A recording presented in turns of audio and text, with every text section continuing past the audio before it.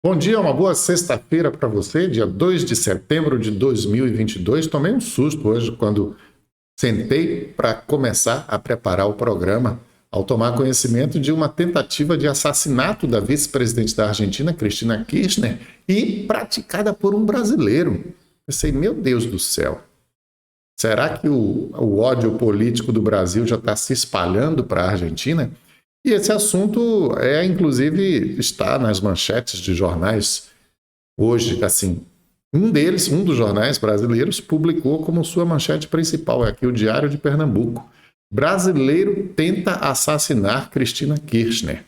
E não foi coisa assim à toa, não. Foi realmente bem grave a situação.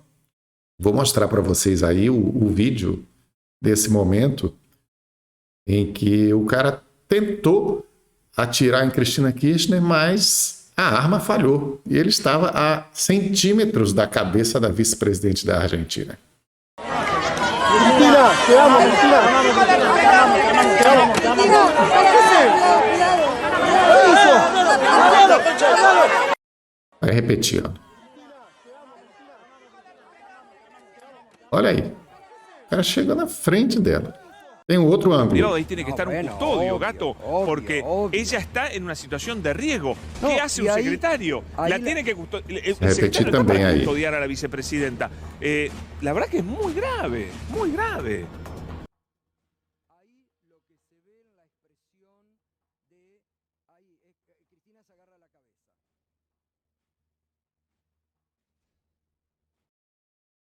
É muito grave mesmo, né? Se a arma não tivesse falhado, fica claro, você escuta o som da arma na gravação ali. Se a arma não tivesse falhado, teria sido um assassinato. Ele estava, o revólver, assim, encostado praticamente na cabeça da mulher.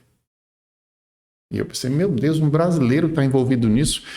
Mas esse brasileiro que está envolvido também, ainda bem, né? Porque a gente fica, se fosse um brasileiro que tivesse ido lá para matar a presidente da Argentina, a gente ficaria, meu Deus, qual é a participação do Brasil, de grupos políticos brasileiros nisso? Mas aparentemente esse brasileiro não é muito brasileiro, não. Ainda não há esclarecimentos sobre o que ocorreu, qual é a motivação, isso aí não está dito ainda, mas evidentemente eu fui procurar as informações diretamente no noticiário argentino, né?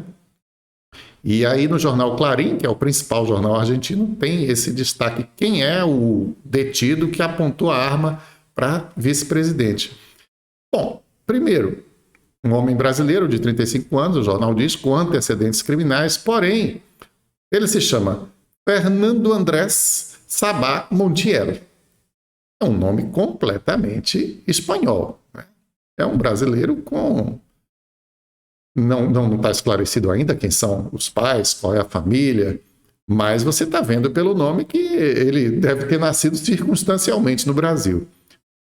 Inclusive porque está radicado permanentemente no país desde 1993, há quase 30 anos. Ano que vem faz 30 anos que ele mora na Argentina. Ele tem 35. Então, ele tem 2 anos, tinha 2 anos quando foi para a Argentina. Então, evidentemente, não se trata de um brasileiro mesmo na essência da palavra. Ainda bem, é um cara que trabalha para motorista de aplicativo, né?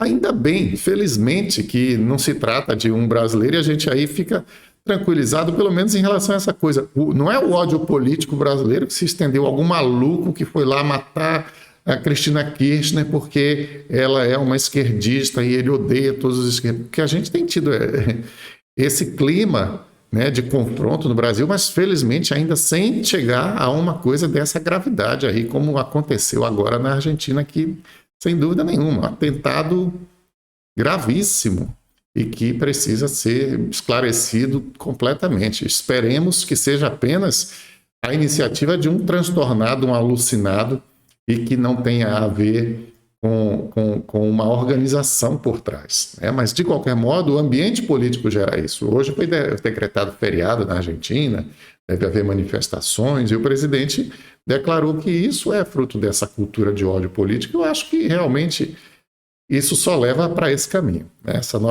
Essa cultura de ódio político que se espalha aí, A tendência é essa, infelizmente. Mas vamos tocando aí a vida e esperando que não prevaleçam esses que adoram cultivar o ódio. Continuando nas manchetes de jornais, temos as pesquisas eleitorais, né? Ontem foi dia de Datafolha no Brasil e, evidentemente, é a manchete da Folha de São Paulo. Traz também a Folha esse atentado, né, contra Cristina Kirchner. Está aí a foto, olha, com o revólver nesse ângulo, assim, parece até que está encostado no rosto dela, mas não é isso. Vocês já viram o vídeo, mas estava pertíssimo de qualquer maneira. Mas o Datafolha diz: Lula 45, Bolsonaro 32, Ciro chega a 7, Tebet a 5. Então, vamos ver esses números com mais detalhes. É importante a gente dar uma examinada nesses dados. Deixa eu tirar minha cara daqui e vamos lá ver os números. Comparando aí apenas Lula e Bolsonaro, você vê a evolução das últimas 5 pesquisas, que começam em maio. 48 para Lula, 47, 47, 47, e agora Lula teve uma queda de 2 pontos. É dentro da margem de erro, mas é condizente com todo o resto que você vai ver da pesquisa. E realmente há uma queda.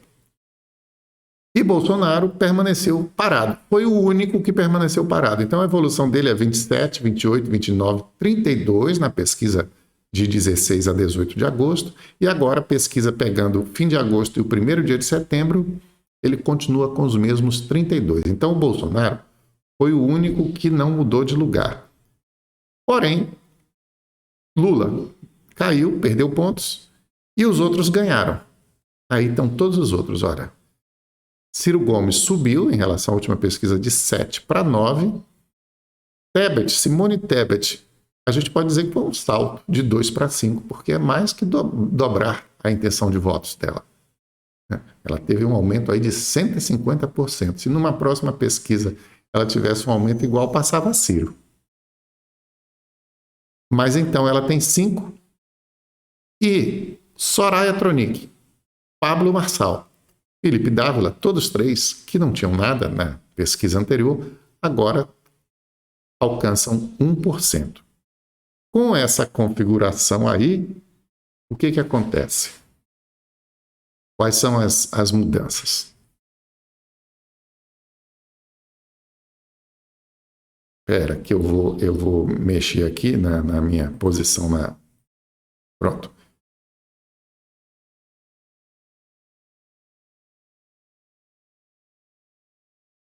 O que aconteceu foi isso daí. Olha, Lula perdeu 2 pontos, Ciro ganhou 2, Simone ganhou 3, Soraya ganhou 1, Pablo 1, Felipe 1. A soma disso aí tudo indica a alteração 2 mais 3, 5 e 3, 8, mais os 2 que Lula perdeu, 10 pontos mudaram de lugar. Por conta dessa modificação,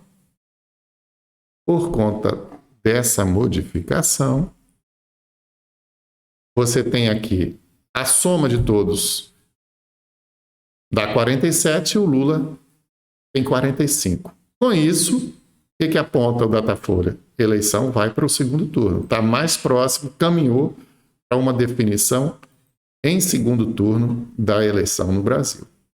10 pontos mudaram de lugar, embora a diferença para cada um seja pequena, mas quando você vai ver o todo, faz muita diferença. Aliás, temos também pesquisas dos estados. O Datafolha divulgou ontem também pesquisas estaduais que nós vamos mostrar agora nos principais estados do Brasil. São Rio, São Paulo e Minas Gerais. Os principais, tanto economicamente quanto eleitoralmente, porque em população são os 3 estados mais populosos, que pesam mais na balança. Fernando Haddad sofreu uma queda de 38 para 35 em São Paulo, enquanto o Tarcísio subiu de 16 para 21, candidato bolsonarista. E o Rodrigo, atual governador, também conseguiu subir de 11 para 15. No entanto, permanece atrás do candidato bolsonarista e corre sério risco aí de não ir para o segundo turno contra o Fernando Haddad. No Rio de Janeiro, o bolsonarismo ri com mais tranquilidade, porque o atual governador Cláudio Castro, que está à esquerda, aqui a intenção de voto espontânea. Vamos ver aqui. Ele subiu de 26 para 31 em relação à pesquisa anterior. O Marcelo Freixo também subiu, mas subiu menos, de 23 para 26. Aqui ele subiu 5 e o adversário subiu 3. Também houve uma subida do Rodrigo Neves, de 5 para 7. E aí vamos seguindo aqui para o segundo turno, que esse sim é motivo ainda mais para o Cláudio Castro se alegrar, porque numa projeção de segundo turno ele passou de 38 para 44. Ganhou 6 pontos, enquanto Marcelo Freixo perdeu. Era um empate, ele até perdia por 1 ponto na pesquisa anterior, e agora ele vence.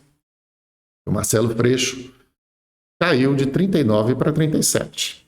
Então, boas notícias vieram para o candidato bolsonarista no Rio de Janeiro. Já em Minas Gerais, acentua-se a tendência de vitória do atual governador Romeu Zema. Cadê a foto deles dois aí? Quem disputa é o governador atual, Romeu Zema, e o ex-prefeito de Belo Horizonte, Alexandre Calil.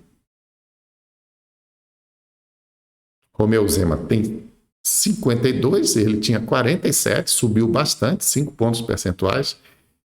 E o Alexandre Calil ainda perdeu 1, de 23 passou para 22. Então, tudo indica uma vitória em primeiro turno do candidato atual governador Romeu Zema, lá em Belo Horizonte. Deixa eu continuar aqui com as manchetes de jornais e já tem uma notícia interessantíssima sobre a eleição baiana. Mas não se trata de pesquisa. Eu vou seguir aqui com as manchetes e já eu volto para esse dado curiosíssimo da eleição baiana, que eu fiquei sabendo agora de manhã pelo jornalista José Carlos Teixeira. Vamos seguir aqui com o estado de São Paulo, porque tem um dado aí econômico, a economia está trazendo boas notícias para o presidente Bolsonaro. Com certeza aposta nelas. Aliás, comentando sobre o Datafolha, quem mais tem a comemorar o Datafolha é o Bolsonaro, que não saiu do lugar. Porque houve toda aquela movimentação de pontos que eu falei e que indica um segundo turno, aponta para um segundo turno. Vai ter que suar muito a camisa o Lula e o PT para conseguir essa vitória em primeiro turno. Claro que qual é a ideia? Tirar votos do Ciro Gomes. A esperança é que, à medida que o eleitor de Ciro, ou eventualmente de outros, perceba na reta final que seu candidato não tem chance, ele vai aderir à candidatura do Lula. É muito comum, na reta final, uma parte dos eleitores mudarem de intenção de voto. Às vezes se dá pela perda da esperança no seu candidato, e aí ele vai para outro, e a pessoa tem uma ideia besta de que eu não quero perder seu voto. E às vezes se dá pela esperança de que, olha, meu candidato está crescendo e ele tem chance. E aí dá uma guinadazinha a favor daquele que vem ali atrás, o azarão da história. Então é isso. Além disso, o Bolsonaro tem a comemorar essas boas notícias na área da economia, como ontem, e está em várias manchetes de jornais. O estado de São Paulo, PIB cresce 1,2% no trimestre e melhora a expectativa para o ano. Jornal de Brasília, economia cresce 1,2% na quarta alta seguida. 0 Hora de Porto Alegre, setor de serviços puxa aumento de 1,2% no PIB do país no segundo trimestre. E o Globo, do Rio de Janeiro, o consumo impulsiona PIB, que sobe 1,2% no segundo trimestre. E ainda para completar as boas notícias com as quais Bolsonaro pretende impressionar o eleitor, ainda tem essa do Correio do Povo. Gasolina tem nova redução e preço acumula queda de 19%. É a quarta redução de preço desde o mês de julho. Na refinaria, o litro cai de 3,53 para 3,28 e redução de 25 centavos por litro. E deve chegar aí pelo menos uns 20 centavos para o consumidor final nos postos. Então, essa é a expectativa do Bolsonaro, já que a eleição aponta para um segundo turno, ele quer ver se, ganhando mais tempo, ele chega lá e aí bota aquela história, olha, é nós ou o PT, e aí consegue a reeleição. Essa é a grande estratégia do Bolsonaro. Por enquanto, a meta é ir para o segundo turno. Até o bolsonarismo parou de dizer nas redes, com a intensidade que, pelo menos, que vinha praticando, que Bolsonaro vence no primeiro turno. É que eles estavam adotando essa linha. Talvez retornem a partir da semana que vem com as manifestações, com certeza grandes, que irão acontecer no 7 de setembro. As pessoas sempre usam essas manifestações para querer indicar que tem mais apoio, né?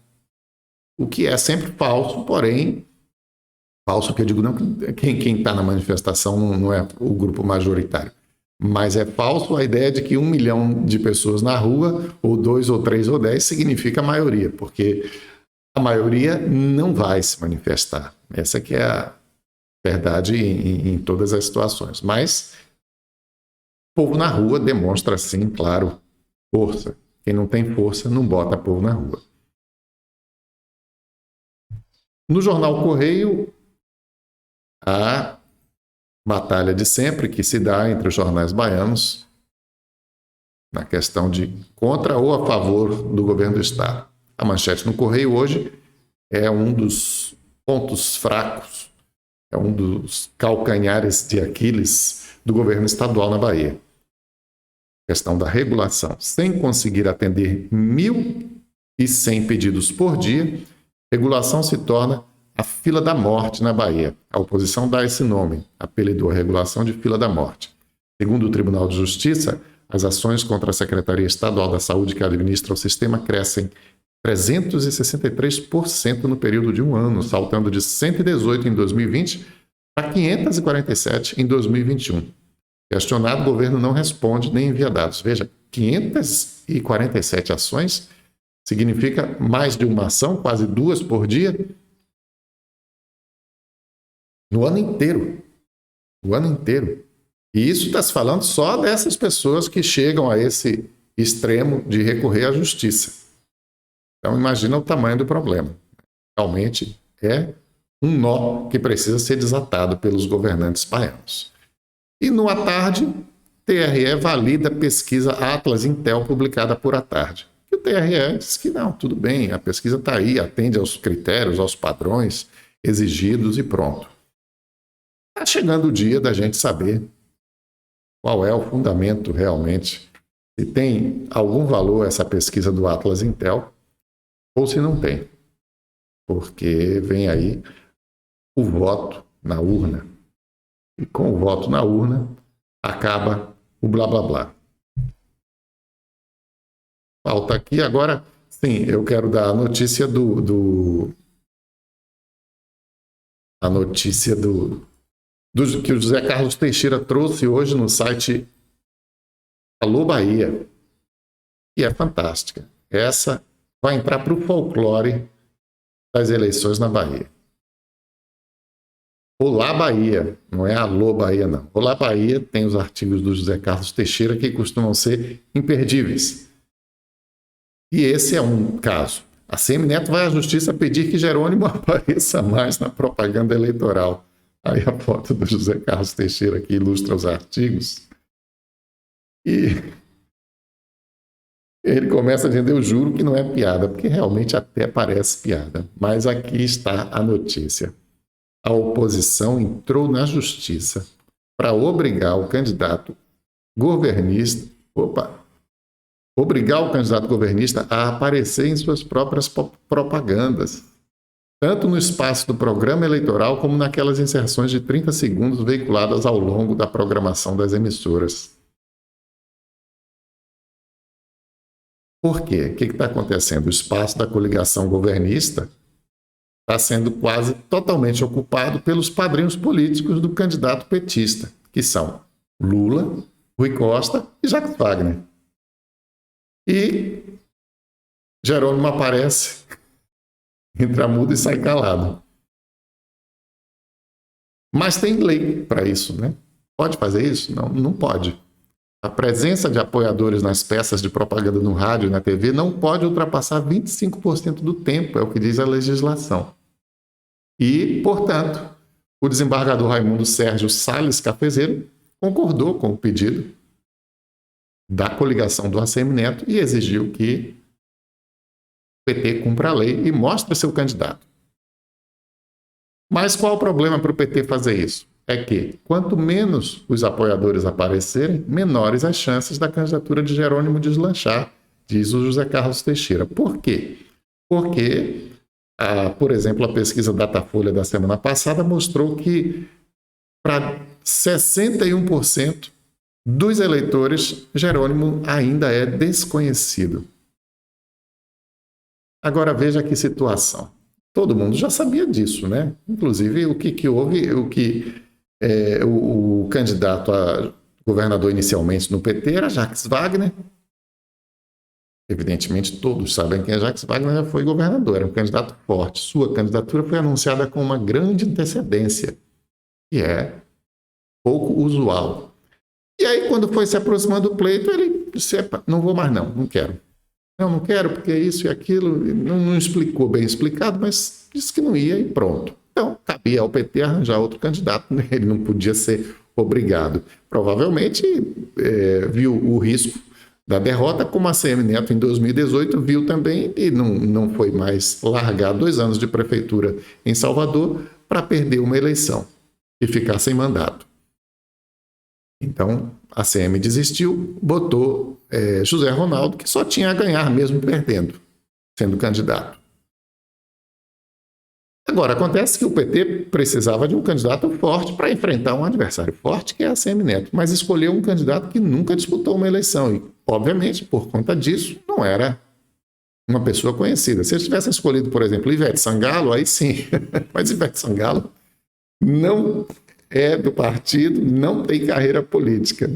Ivete Sangalo, como exemplo, né? Caetano Veloso, sei lá, qualquer baiano que fosse muito conhecido. Não era o caso de Jerônimo. Jerônimo é um desconhecido. E aí agora eles precisam empurrar Jerônimo,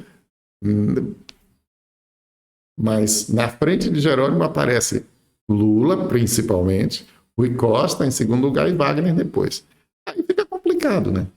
Fica complicada a situação e gera essa situação que vai entrar para o folclore político baiano. A oposição entrar na justiça para obrigar o candidato a aparecer na sua própria campanha. Pelo amor de Deus, é uma piada, mas é real. Uma eleição puxa a outra e em Feira de Santana já começam a surgir possíveis candidatos para a prefeitura daqui a 2 anos, na próxima eleição. Leio aqui no blog da Feira, do amigo Jânio Rego, que Fernando Torres se declara agora candidato a prefeito de Feira. Fez essa declaração no lançamento da candidatura do vereador Luiz da Feira, que se licenciou da Câmara de Feira de Santana, a gente já vai mostrar o sucessor dele, para disputar, para se engajar em sua campanha. Não é obrigatório fazer isso, mas ele achou por bem fazer. Então, Luiz da Feira, que representa os camelôs na Câmara de Feira de Santana, é candidato a deputado estadual e pediu licença. E, no lançamento, Fernando Torres disse que pretende ser candidato a prefeito, porém colocou várias condições, que são a vitória do Luiz da Feira para deputado estadual, do Alto Alencar para senador, do Jerônimo Rodrigues para governador. Então, são muitas condições, né? Como em outras ocasiões. Fernando Torres já anunciou candidatura a prefeito e desistiu. Não é nada de se admirar que também desista dessa. E eis o sucessor de Luiz da Feira na Câmara, pelo menos nesse período aí, enquanto ocorrem as eleições. E, na verdade, é um mês, né? 2 de setembro hoje, 2 de outubro é o dia da eleição. E não tem segundo turno para deputado.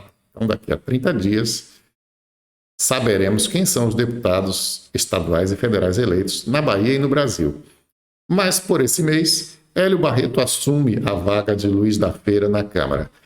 Pelo discurso dele ontem, não vai acrescentar muita coisa, não. Não tem muita coisa a dizer pelo que transpareceu ontem em sua apresentação diante dos demais vereadores e diante do público, dos seus eleitores ou seus amigos que compareceram à sessão.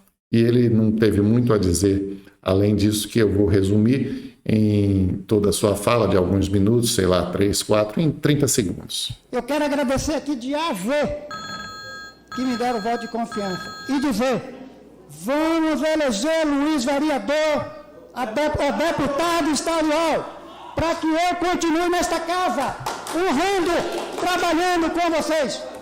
Tá bom, meus amigos? Eu só tenho que agradecer primeiro a Deus e a todos vocês. E eu quero dizer a vocês que estou à disposição de todos aqueles que me deram o voto de confiança. Entendeu? Entendeu?